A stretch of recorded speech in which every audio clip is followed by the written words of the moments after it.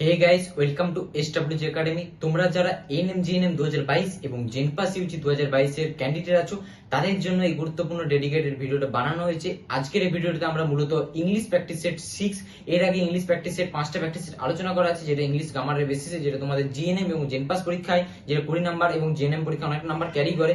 তো সেই যে কম্পিটিটিভ এক্সামগুলোতে তোমাদের বিভিন্ন জিএনএম জেনপাস আরো বিভিন্ন কম্পিটিটিভ এক্সামগুলো যেভাবে ইংলিশ গ্রামার থেকে কোশ্চেন আসছে, সেখানে আর্টিকেল, প্রিপোজিশন, বিভিন্ন পার্টস অফ স্পিচ থেকে বা বিভিন্ন তোমাদের বিভিন্ন ধরনের গ্রামার যেখানে হতে পারে, সেটা নাউন, প্রিপোজিশন, বিভিন্ন ধরনের জিনিস থাকে, যেখানে সিনোনিম, অ্যান্টোনিম, বিভিন্ন ধরনের গ্রামার থাকে। যে সমস্ত কিছু বিষয় যেগুলো তোমার সিলেবাসে আছে, সে ভ্যারাইটি টাইপের কোশ্চেন আমরা আলোচনা করবো এই ভিডিওতে। প্রিভিয়াস ভিডিওগুলোতে আমরা আলোচনা করেছি, আজকে ভিডিওতে আমরা অনেকগুলো আলোচনা করবো কোশ্চেন, ইম্পর্টেন্ট কোশ্চেন, ভীষণই গুরুত্বপূর্ণ প্রশ্ন উত্তর কিন্তু আলোচনা করবো। তো প্রিভিয়াস ভিডিওগুলোতে 5টা প্র্যাকটিস সেট আলোচনা করা আছে, তোমরা যারা দেখো নি গিয়ে ভিজিট করে দেখে নিতে পারো। তার সাথে রিজনিং প্র্যাকটিস সেট, বিভিন্ন জীবন বিজ্ঞান প্র্যাকটিস সেট, বিভিন্ন প্র্যাকটিস সেটগুলো আলোচনা করা আছে, তোমরা গিয়ে চাইলে ভিজিট করতে পারো। আজকে ভিডিওতে আমরা ইংলিশ প্র্যাকটিসের 6 আলোচনা করব। তো তার জন্য ভিডিওটা খুবই গুরুত্বপূর্ণ হতে চলেছে। ভিডিওটা প্রথম থেকে শেষ পর্যন্ত দেখো, তারা কিন্তু তোমাদের ভীষণই ইম্পর্টেন্ট ভিডিও হতে চলে, ভীষণই কাজে লাগবে, আর তোমাদের পরীক্ষাতেও কিন্তু ভীষণ কোশ্চেন কমন আসবে। তাই ভিডিওটা তোমাদের প্রথম থেকে শেষ পর্যন্ত দেখার পর্যন্ত অনুরোধ রইল। আর একটা কথা, তোমরা যারা এনএম জিএনএম 2022 এবং জেনপাস 2022 ক্যান্ডিডেট আছো, বিশেষালি এনএম জিএনএম এবং জেনপাস ক্যান্ডিডেটের জন্য আমরা ক্লাস কোর্সের যেটা আমরা বানিয়েছি, সেটা হচ্ছে 45 দিনের মধ্যে তোমাদের বিভিন্ন যে তোমাদের এক্সামের জন্য প্রিপেয়ার করা হবে, যেখানে তোমরা মাত্র খুব কম টাকার ভিত্তিতে তোমরা কিন্তু জয়েন করতে পারবে, যেখানে তোমাদের রেকর্ডেড ক্লাস থাকবে, লেকচার ক্লাস থাকবে, বিভিন্ন 5,000 উপরে কোশ্চেন থাকবে, প্র্যাকটিস সেট দেওয়া হবে এবং মক টেস্ট নেওয়া হবে। সমস্ত কিছু কিন্তু তোমরা খুব কম কম টাকার মধ্যে তোমরা কিন্তু ক্লাস কোর্সে জয়েন করতে পারবে। তার লিঙ্ক ডেসক্রিপশনে দেওয়া দেবে, সেখান থেকে জয়েন করতে পারো, বা কন্ট্যাক্ট নাম্বার দিয়ে দেবে, সেখান থেকে কিন্তু কন্ট্যাক্ট করতে পারো। এরপর আসল কথায় আসি যে আমাদের ভিডিওতে আজকে প্র্যাকটিসের 6 আলোচনা করবো। তাই ভিডিও গুরুত্বপূর্ণ হতে চলেছে, ভিডিও প্রথম থেকে শেষ পর্যন্ত দেখো। আর ভিডিও শুরু করার আগে তোমাদের অনুরোধ, তোমরা চ্যানেল নতুন হতে চ্যানেলটিকে সাবস্ক্রাইব করে পাশে বেল আইকনটা অন করে রাখো, যাতে নোটিফিকেশনের মাধ্যমে রেগুলার ভিডিও আপলোডগুলো আমার চ্যানেল থেকে ইজিলি পেয়ে যেতে পারো। তো বেশ সময় নষ্ট করে ভিডিওটা শুরু করা যাক।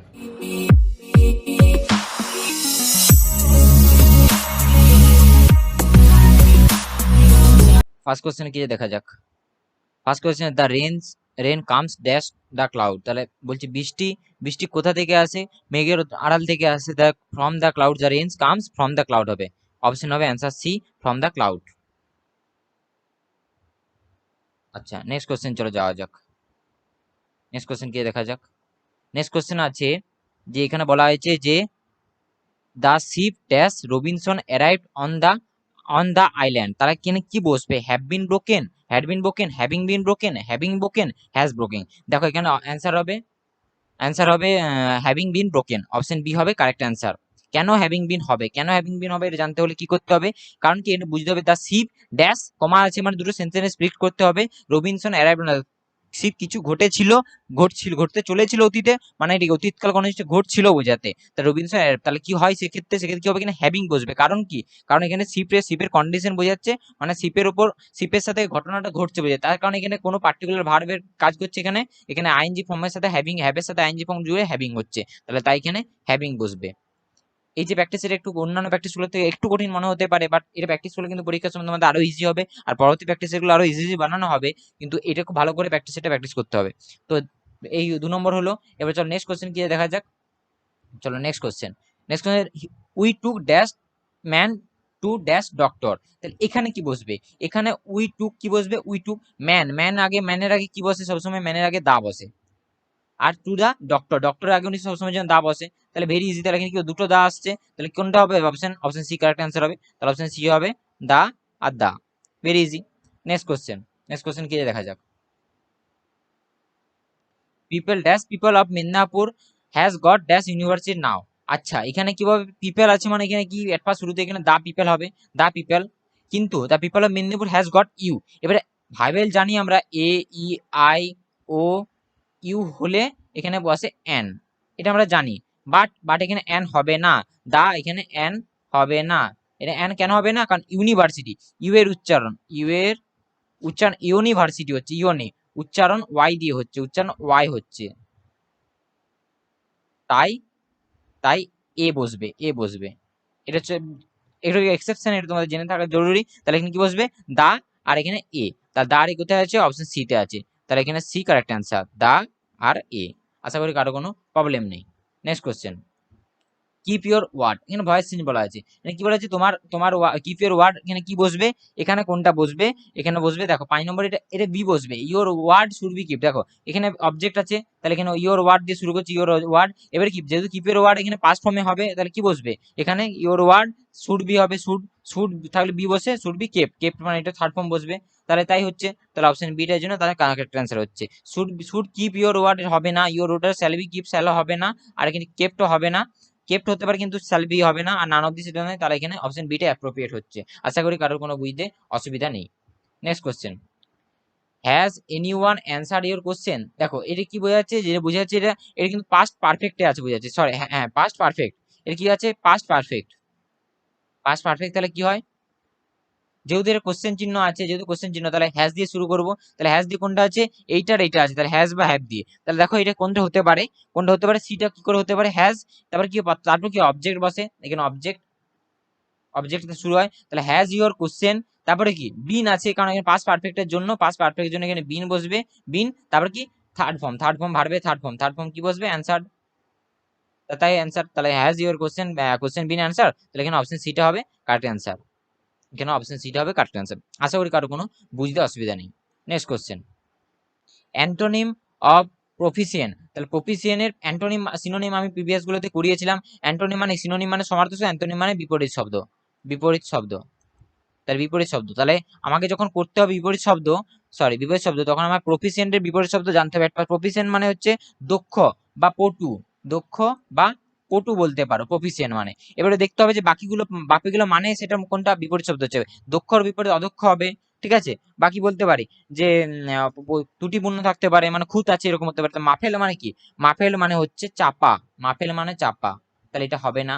ডেফিসিয়েন্ট, ডেফিসিয়েন্ট মানে হচ্ছে ত্রুটিপূর্ণ, ডেফিসিয়েন্ট মানে হচ্ছে ত্রুটিপূর্ণ, এটা আমি পরের জন্য রাখছি। স্কিল মানে কি দক্ষ, আর হ্যান্ডি মানে কি সহজ, তাহলে সহজও হবে না, যদি বিপরীত বলেছে দক্ষ হবে না, তা ত্রুটিপূর্ণ হবে, তা ডেফিসিয়েন্ট বিপরীত শব্দ, তার অ্যান্সার হবে ডেফিসিয়েন্ট। আশা করি কারোর কোনো বুঝতে অসুবিধা নেই, কারো যদি অসুবিধা টেলিগ্রামে জয়েন হয়ে জানাতে পারো।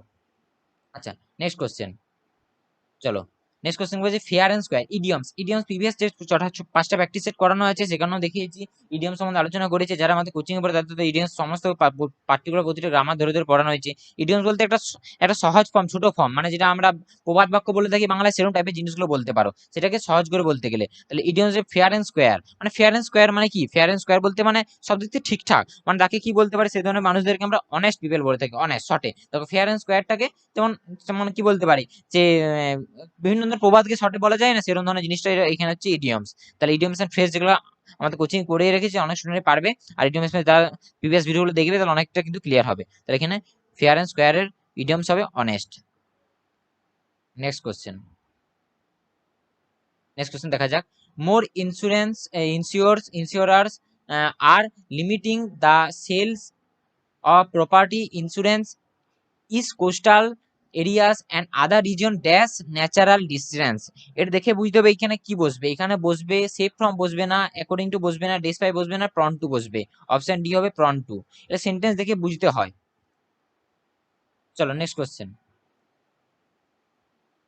10 number, one who abandons his religious faith, এখানে কি বলছে one word substitution, one word সাবস্টিটিউশনও করেছি, যেটা শর্টে আমি এক লাইনে বলতে পারবো, একটা ওয়ার্ড একটা সেন্টেন্সকে আমি একটা ওয়ার্ডে কনভার্ট করবো, মানে এক কথায় প্রকাশ যেটা বলতে পারি বাংলায়। তাহলে রিলিজিয়াস ফেথ মানে কি, মানে ধর্মীয় বিশ্বাস, রিলিজিয়াস ফেথ মানে ধর্মীয় বিশ্বাস, এট আমি যদি মানে নাই জানি তাহলে করতে তো পারবো না, তাহলে ধর্মীয় বিশ্বাস। অ্যাবান্ডন মানে কি, অ্যাবান্ডন আমরা কি বলতে পারি, যে অ্যাবান্ডন মানে আমরা কি বলতে পারি, ধর্মত্যাগী, মানে ধর্মত্যাগ, অ্যাবান্ডন মানে ধর্মত্যাগী, মানে কি যে ধর্মীয় বিশ্বাস নেই বা ধর্মীয় বিশ্বাসকে ত্যাগ করেছে, তাকে আমরা বলতে পারি কি বলতে পারি, তারপর আমরা কি বলতে পারি, দশেরটা কি বলতে পারি, এখানে অ্যাপোস্টেট বলা আছে, অ্যাপোস্টেট মানেই কিন্তু ধর্মত্যাগী, তাহলে এটাই যখন হয়ে যাচ্ছে বাকিগুলো আমার চেক করার কোনো দরকার নেই, কারণ ওয়ান সাবস্টিটিউশন, তাহলে অপশন এটাই কারেক্ট আনসার হয়ে যাচ্ছে।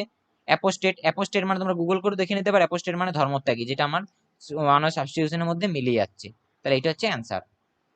এরকম কিন্তু পরীক্ষা একটা না একটা আসার ম্যাক্সিমাম চান্স আছে তোমাদের, সেটা জেন পাস হোক বা জিএনএম। এটা দেখো এরকম ধরনের কোশ্চেন কিন্তু রিজনিংও পড়ে আবার ইংলিশেও পড়ে, কি বলে সেন্টেন্স ফরমেশন, দেখো মেডিসিন এ নিতা গিভেন ওয়াস, তাহলে কি থেকে শুরু হতে পারে সেন্টেন্সটা, দেখো এইভাবে নিতা, তারপর কি হচ্ছে ওয়াস সাবজেক্ট, তারপরে অক্সিলারি ভার্ব, তারপর কি মেন ভার্ব, ওয়াস গিভেন, তারপরে এ মেডিসিন, তাহলে নিতা কোথায় আছে? নিতা আছে 3 নম্বরে।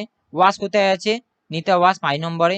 তারপরে কি গিভেন, নিতা ওয়াস গিভেন মানে কোন নম্বরে আছে? 4 নম্বরে। তারপরে এটা কত নম্বরে আছে? 2 নম্বরে। আর মেডিসিন 1 নম্বরে। তা 3 5 4 1 2, 3 5 4 4 2 1, সরি এটা অপশন ডি কারেক্ট অ্যান্সার। এভাবে কিন্তু ইজিলি হয়ে যাচ্ছে অ্যান্সারটা। চলো নেক্সট কোশ্চেন।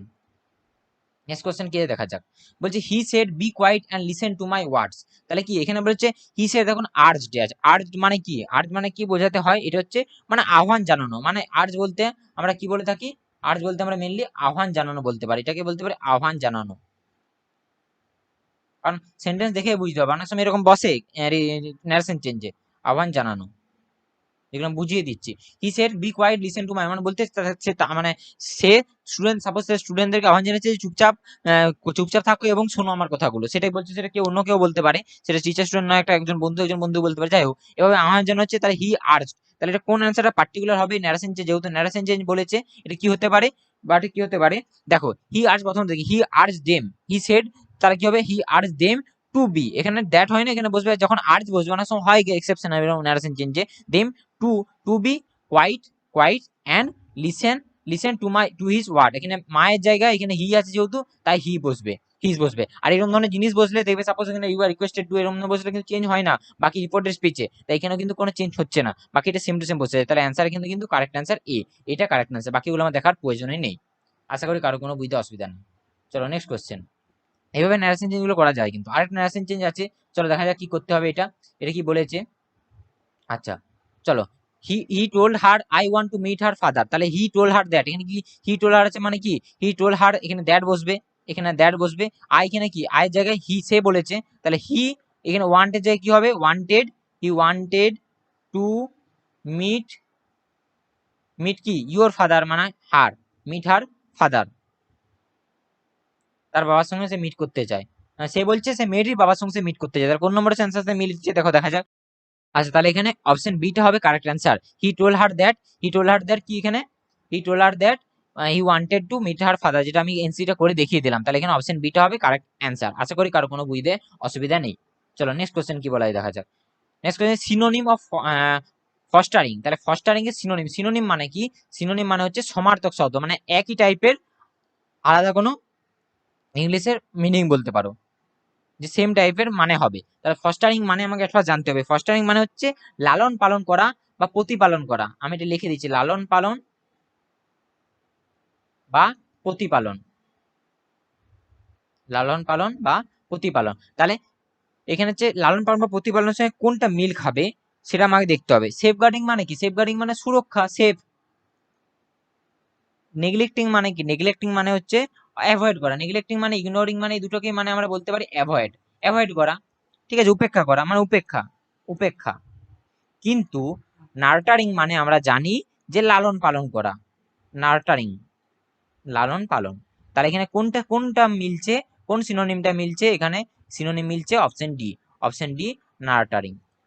এগুলো কিন্তু জানতে হয় ইংলিশ, নালে কিন্তু অসুবিধা হয়। তাই সিনোনিম অ্যান্টোনিম অনেকে নাম্বার কমে যায় অ্যাপ্রোপ্রিয়েট ইংলিশটা না জানার জন্য, এই ধরনের ভুলগুলো হতে পারে। চলো নেক্সট কোশ্চেন কি দেখা যাক। Next question, to cry Wolf, এটাও একটা ইডিয়াম দেওয়া আছে, মানে এটা শেয়ালের মতো কান্না। তাহলে এটা কি, এটাকে আমরা কি বলতে পারি? সেরকম কান্না হলে এটা হচ্ছে অ্যান্সার হবে to give, give false alarm. তোমাদের কিন্তু ইডিয়মস আর ইডিয়মস কিন্তু প্রচুর প্র্যাকটিস করতে হবে, নাহলে কিন্তু পরীক্ষার সময় অনেক ভুল হওয়ার সম্ভাবনা থাকে। তাহলে এখানে অপশন বি হবে correct answer, to give, to give false alarm. আচ্ছা চলো নেক্সট কোশ্চেন। নেক্সট কোশ্চেন কি দেখা যাক। Find the correct spell word, এইটা কিন্তু একটা ভাইটাল জায়গা, এখানে কিন্তু ম্যাক্সিমাম স্টুডেন্টের মার্কস কেটে যায়। দেখো সব কি এমবেলিশ, এমবেলিশ সব কিছু দেওয়া আছে, E M B L I S, E M B L S H, E M B L L I S H, correct. এটা কিন্তু ইংলিশ না জানলে হয় না, এটা কিন্তু নিজের জানার প্রশ্ন। এমবেলিশ মানে কি? এমবেলিশ বানানটাকে দেখি কোনটা হবে। এমবেলিশ মানে দেখো সি আর ডি খুব কাছাকাছি, এই দুটোর মধ্যে সবাই কনফিউশন পড়ে যাবে, কিন্তু অ্যাপ্রোপ্রিয়েট কারেক্ট অ্যান্সার হবে অপশন সি। এটা হবে কারেক্ট, না এটা হবে, না এটা হবে, না এটা হবে। তাহলে এখানে হবে অপশন সি, এমবেলিশ স্পেলিংটা হবে এটা। কারেক্ট স্পেল ওয়ার্ডটা উচ্চারণ করতে বলেছে, এটা কিন্তু অনেকের নাম্বার কাটা যায়। তো এমব্রেস মানে কি? সাজানো বা সজ্জিত করা, ঠিক আছে, বা অলঙ্কিত করা, এটাকে আমরা এমবেলিশ বলে থাকি। তাহলে এগুলো কিন্তু জানাটা জরুরি। আচ্ছা নেক্সট কোশ্চেন কি দেখা যাক। নেক্সট কোশ্চেন কি আছে? নেক্সট কোশ্চেন আছে, my cousin has invested A lot of money dash farming. কিসের মধ্যে? ফার্মিং এর মধ্যে সে এত টাকা বিনিয়োগ করেছে, বোঝা যাচ্ছে ইন ফার্মিং, ইন ফার্মিং। তাহলে অপশন বিটা এখানে কারেক্ট অ্যান্সার। চলো নেক্সট কোশ্চেন কি দেখা যাক। নেক্সট কোশ্চেন আছে supposing if it's rains what shall we do. এখানে এররটা খুঁজতে হবে। এখানে এরর কি হবে, যা দেখো যারা সেন্টেন্স টেন্স ভালো জানে তারা কিন্তু করতে পারে ভালো করে। এখানে অপশন দেখো, এখানে supposing if it's rain what shall we do, এখানে সাপোজিং ইফটা কিন্তু ভুল দেওয়া আছে এখানে, তাহলে এটা হবে না। তাহলে অ্যান্সার হবে বলছে কোনটা কমন এরর, এরর বলতে চাইলে এরর এটা, তাহলে কি হবে, এটা হচ্ছে সাপোজিং ইফটা এরর। এবারে অ্যাপ্রোপ্রিয়েট কারেক্টটা কি হবে সেটা আমি দেখিয়ে দিচ্ছি। সাপোজ এখানে সাপোজিং ইফের জায়গায় সাপোজ এখানে বসবে, সাপোজ বসবে, SUPPOSE, সাপোজ ইফ। এখানে সাপোজিং আইএনজিটা বসবে না, তাহলে suppose if it Reigns, suppose if it is Reigns what shall we do, এটা হচ্ছে অ্যাপ্রোপ্রিয়েট সেন্টেন্সটা। কারো যদি কোনো অসুবিধা হয় সেটা বলতে পারো। চলো next question, select the pair which has same relationship. এখানে দেখো আমাকে আগে দেখতে হবে পেন আর সিডাকটিভ। সিডাকটিভ মানে কি বোঝাচ্ছে, পেন, পেন মানে আমরা পেন সিডাকটিভ সাথে অ্যাপ্রোপ্রিয়েট, পেন আর সিডাকটিভ সাথে কোনটা অ্যাপ্রোপ্রিয়েট বসবে। পেন মানে কি, পেন মানে ব্যথা, তাহলে 19 নম্বরে কোনটা হতে পারে। এখানে দেখো 19 নম্বরের সাথে পেন আর সিডাকটিভ সাথে গ্রিফ, গ্রিফ আর কনসোলেশন, এটা হচ্ছে অ্যাপ্রোপ্রিয়েট রিলেশনশিপ। এটা রিজনিংও পড়ে। দেখো পেন কমফোর্ট এটা হতে পারে না, গ্রিফ হতে পারে, ট্রান্স এজ এগুলো হতে পারে না, এখানে গ্রিফ আর কনসোলেশনই হতে পারে। অপশন বিটা হবে correct answer. Next question. Everybody should learn how to swim because swimming is a fine exercise and দেখতে পাচ্ছ এখানে লিঙ্কার দেওয়া আছে, সরি এখানে দেখো লিঙ্কার দেওয়া আছে, এগুলো সেন্টেন্স করার সময় মানতে নিচুগুলো করতে, and is often the means of saving one's own life। তাহলে কটা সেন্টেন্স আমি ভাঙতে পারি, চারটা, দুটো, তিনটে, পাঁচটা। অনেকে বলবে দুটো, অনেকে বলবে তিনটা, কিন্তু আমি দেখিয়ে দিচ্ছি কটা সেন্টেন্স ভাঙা যেতে পারে। আমি দেখা যাক। আচ্ছা 1 নম্বরে ভাগি কি হতে পারে, সুইমিং। দেখো সুইমিং এখানে বলেছে যে swimming because learn swimming is a fine exercise, তাহলে swimming is a fine exercise এটা একটা সেন্টেন্স হতে পারে। Swimming is a fine exercise হলো। এবার 2 নম্বরে কি করতে পারি, এভরিবডি শুড লার্ন সুইমিং, এটা হতে পারে একটা, এটা হতে পারে swimming fine, it is often to mean a saving one's life. ঠিক আছে না, এভরিবডি এখানে করি একটা, এভরিবডি শুড লার্ন সুইমিং একটা হতে পারে। আরেকটা কি হতে পারে, it is often the means, এখানে দেখো এখানে ইজ অফেন, তাহলে it is often the means of saving one's own life. এগুলো কিন্তু পরীক্ষার সময় কেউ ভুল করে আসবে না। দেখো যতগুলো সর্বোচ্চটা ভাঙাচ্ছে সেটা চেষ্টা করবো। তাহলে আমি একটা, দুটো, তিনটা, তাহলে কটা, তিনটা করতে পারছি, তাহলে অপশন সি 3টা। এটা কিন্তু অনেকে 2 করে চলে আসে, তাহলে এখানে কারেক্ট অ্যান্সার হবে 3, না 4টা, না 2টো, 5টা, টোটাল 3টি সেন্টেন্স আমি ভাগতে পারি। ভালো করে চেক করে নাও, এটা হচ্ছে কারেক্ট অ্যান্সার। এরকম ধরনের ভালো আরো ইম্পর্টেন্ট যেগুলো পরীক্ষা আসতে পারে জেনপাস জিএনএম এর, সেগুলো কিন্তু পরবর্তী প্র্যাকটিসগুলো আলোচনা করবো। আর প্রিভিয়াস কিছু practice set, mock test link পেয়ে যাবে ডেসক্রিপশনে, বা প্রিভিয়াস ভিডিওগুলো ডেসক্রিপশন লিঙ্ক পাবে মক টেস্টগুলো, সেগুলো চাইলে কি তোমরা অ্যাটেন্ড করতে। তো ভিডিওটি যদি ইনফরমেটিভ মনে হয়, ভিডিও যদি গুরুত্বপূর্ণ মনে হয় থাকে, ভিডিও ভালো লেগে থাকে তো অবশ্যই একটা লাইক করো, কমেন্ট করো এবং তোমাদের বন্ধু বান্ধবের সাথে শেয়ার করো, তারাও যাতে এই প্র্যাকটিস সেটটা প্র্যাকটিস করতে পারে বা তাদের যাতে হেল্পফুল হতে পারে, তাই সকলের কাছে শেয়ার করার জন্য অনুরোধ রইলো। আর চ্যানেল যারা সাবস্ক্রাইব করে রাখেন অবশ্যই সাবস্ক্রাইব করো, যারা সাবস্ক্রাইব করে অসংখ্য ধন্যবাদ। তো আজকে ভিডিও এই পর্যন্ত, দেখা হচ্ছে নেক্সট কোনো ভিডিওতে, নেক্সট কোনো প্র্যাকটিস সেটে বা নেক্সট কোনো ইনফরমেশন তোমাদের ভিডিওতে নার্সিং সংক্রান্ত বা ইঞ্জিনিয়ারিং সংক্রান্ত। Thank you.